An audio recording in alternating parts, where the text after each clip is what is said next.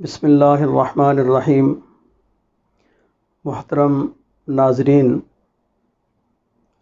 آج ایک ایسے پیر صاحب کا واقعہ سنانے لگا ہوں جو اپنے آپ کو پیر بھی کہتے ہیں اور ساتھ ساتھ عامل بھی ہیں، اور ایسا عامل ہے کہ جس کے کرتوت آپ سنیں گے تو حیران ہو جائیں گے۔ اس لیے بزرگ کہتے ہیں کہ پیر صاحب خواہ کتنے ہی نیک سیرت کیوں نہ ہو، خواتین کو اکیلے ان کے پاس ہرگز مت بھیجیں۔ اسلام آباد کی ایک یونیورسٹی کے بہت بڑے پروفیسر ہیں، لیکچرار ہیں، جو میرے دوست ہیں۔ ان کا ایک دفعہ فون آیا مجھے، وہ کہنے لگے کہ میری بیوی بیمار ہے تو بہت پریشان ہوں میں، اور وہ یونیورسٹی کا نام نہیں لیتا، اور بہت بڑے لیکچرار ہیں، کئی ملکوں کے اندر مختلف یونیورسٹیوں میں لیکچر دے چکے ہیں۔ بعض لوگ تو ان پڑھ سادہ لوگ ہوتے ہیں، بعض پڑھے لکھے بھی سادہ لوگ ہوتے ہیں، اور وہ پیروں کے ہاتھوں لٹ جاتے ہیں۔ اور یہ پروفیسر صاحب پڑھے لکھے ہونے کے باوجود بہت ہی سادہ طبیعت کے تھے۔ علم تو ان کے اندر تھا لیکن طبیعت سادہ تھی۔ تو انہوں نے مجھے ایک دن فون کیا کہ میں بہت پریشان ہوں، اور سننے میں آ رہا ہے، بلکہ ایک پیر صاحب نے کہا ہے کہ میری بیگم پر جادو کے اثرات ہیں، اور بیگم پر 3 قسم کے جنات مسلط ہیں، 2 مرد ہیں اور 1 عورت ہے، اور وہ ہیں بھی عیسائی۔ اب پہلا سوال تو یہ پیدا ہوتا ہے کہ اس پیر صاحب کو کیسے پتہ چل گیا، اس عامل صاحب کو، کہ اس کے اوپر 2 مرد ہیں، 1 عورت ہے، اور ہیں بھی کرسچن۔ یہ وہ رٹی رٹائی باتیں ہیں جو ہمارے معاشرے کے اندر بہت سارے عاملین اس وقت لوگوں کو بتاتے ہیں، اور لوگ اس پر عمل کرتے ہیں۔ تو میں نے ان سے پوچھا کہ اس پیر صاحب کو کیسے پتہ چلا کہ ان کی تعداد اتنی ہے اور وہ کرسچن ہیں؟ تو انہوں نے کہا جی کہ میری جو وائف ہے، اہلیہ ہے، اس کی ایک سہیلی ہے، ایک خاتون سہیلی ہے اس کی، تو اس کے گھر میں وہ پیر صاحب آتے ہیں۔ میں نے کہا جی کہاں سے آئے؟ وہ کہتے ہیں جی وہ 4 صدہ سے آتے ہیں، خیبر پختونخوا KP کے 4 صدہ سے کے قریب کو علاقہ ہے، وہاں سے پیر صاحب تشریف لائے۔ تو میں نے کہا پھر؟ کہتے جی انہوں نے آ کر اس سہیلی کے گھر میں پیر صاحب نے حاضری کی، جنات کی، جنات کو حاضر کیا۔ حاضر کرنے کے بعد جب پتہ چلا تو 2 مرد اور 1 عورت اور ہیں عیسائی، وہ اس پر مسلط کیے گئے ہیں۔ تو میں نے کہا حاضری کس طرح کی تھی پیر صاحب نے؟ آپ ساتھ تھے جب حاضری ہوئی تھی؟ تو وہ شریف انسان کہنے لگا، کہتا ہے میں ساتھ نہیں تھا، بلکہ مجھے انہوں نے الگ کمرے میں بٹھا دیا اور میری وائف کو الگ کمرے میں بٹھا کے حاضری کی، اور حاضری کرنے پر یہ پتہ چلا تو وائف نے کہا جی بزرگوں نے حاضری کی ہے، تو 2 مرد ہیں، 1 عورت ہے، جنی اور جنات یہ مجھ پر مسلط کیے گئے ہیں اور عیسائی ہیں۔ تو جب پیر صاحب سے یہ پوچھا گیا کہ پیر صاحب اس کا علاج کیا ہے تو وہ ہمیں بتائیں، تو پیر صاحب نے بڑی عجیب بات کہی۔ انہوں نے کہا کہ اس کی 4 قسم کی گائیں لینی پڑیں گی۔ کتنی گائیں؟ اور ایک گائے کی جو نارمل قیمت ہے وہ 60,000 ہے، تو 3 یا 4 غالباً انہوں نے گائے کا کہا۔ اب 60,000 بھی ہو تو 1,80,000 3 گائے کا بنتا ہے۔ انہوں نے کہا یہ تو ہوگا، اس کا علاج کا ہدیہ صدقہ ہوتا ہے وہ ہم دیں گے، تاکہ ان 3 جنات، 2 جن اور 1 جنی کو جو مسلط ہے اس کو نکالا جائے۔ تو 1,80,000 یہ بنیں گے، اور 40,000 روپیہ میرا ہدیہ ہے، سروس چارجز ہیں، جو میں اس کا علاج کروں گا تو 40,000 یہ دینے پڑیں گے۔ تو اس طرح 2,20,000 روپے کے اندر انہوں نے اپنا پیکج بتایا کہ یہ میرا پیکج ہے اور یہ علاج کا طریقہ ہے۔ ہم مجھے بتاؤ کہ یہ لوٹنے کا عجیب ڈھنگ ہے پیر صاحب کا، جو اپنے آپ کو بہت نیک سیرت، جبہ اور جناب بہت بڑا عمامہ اور بڑا خوبصورت چہرہ بنایا ہوا انہوں نے جناب، اور وائٹ لباس پہنا ہوا، لمبی قمیض پہنی ہوئی ہے، لباس خضری میں رہزن چھپے ہوئے ہیں۔ تو اس انداز سے انہوں نے 2,20,000 روپے کا بل بنا کے ان کے ہاتھ میں دے دیا۔ انہوں نے کہا دیکھیں اگر یہ صدقہ آپ نہیں کریں گے تو میں علاج نہیں کر سکتا، کیونکہ میرے اپنے بچوں کا مسئلہ ہے۔ پہلے بھی میرا ایک اسی طرح کسی کا علاج کیا تھا تو میرے ایک بچے کی ڈیتھ۔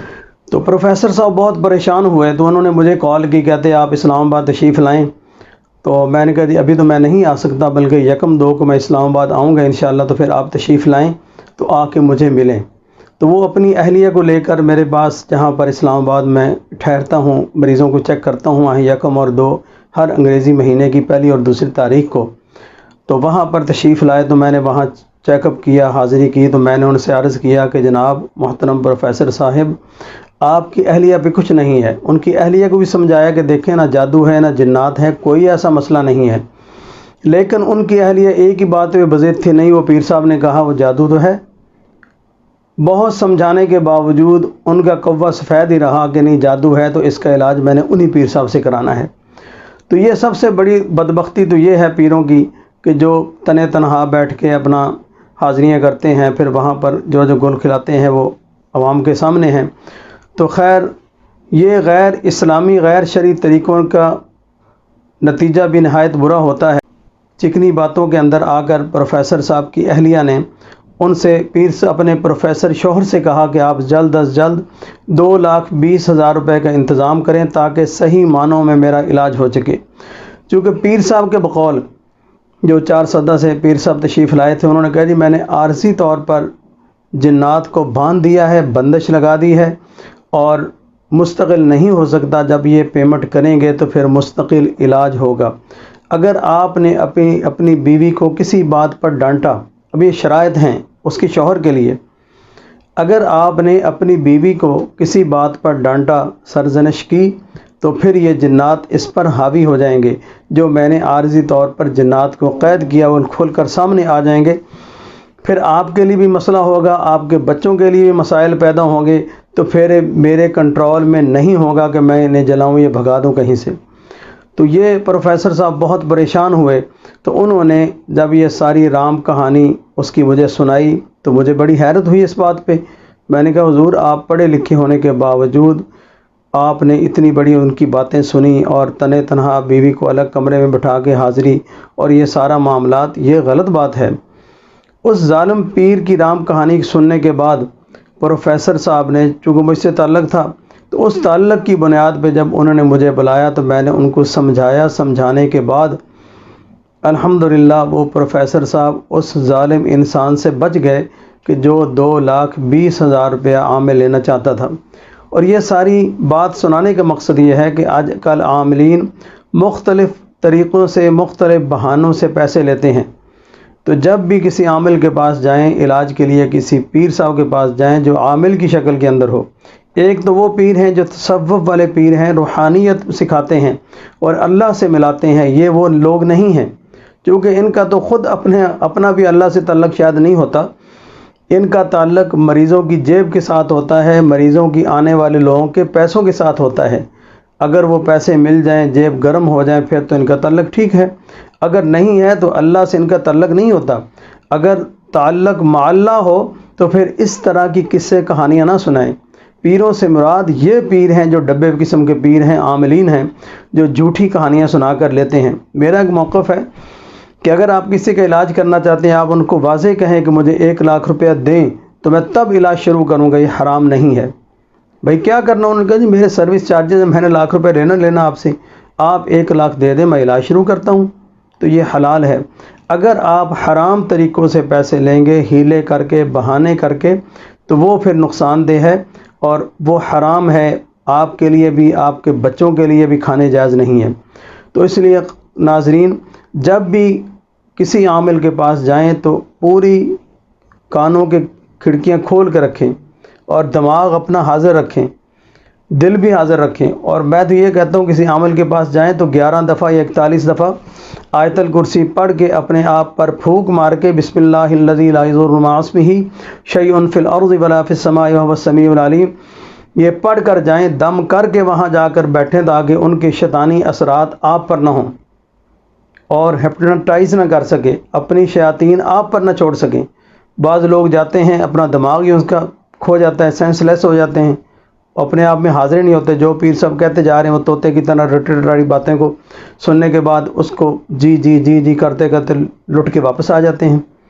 تو اس لیے عاملین کے پاس جب بھی جائیں تو آیت الکرسی 41 مرتبہ یا 11 مرتبہ پڑھ کے بسم اللہ الذی لا یضر مع اسمہ شیء فی الارض ولا فی السماء وهو السمیع العلیم، اس دعا کو 3 مرتبہ پڑھ کر جائیں، لا حول پڑھ کر جائیں، تاکہ کوئی شیطانی طاقتیں ہوں تو اس سے آپ لوگ تو ایسے عاملین سے بچیں جو شیطان کے چیلے ہوتے ہیں اور جال سازی زیادہ کرتے ہیں، ایسے عاملین سے بچنا چاہیے، اور ایسے عاملین کی تلاش کریں کہ جن کے سر سے لے کر پاؤں تک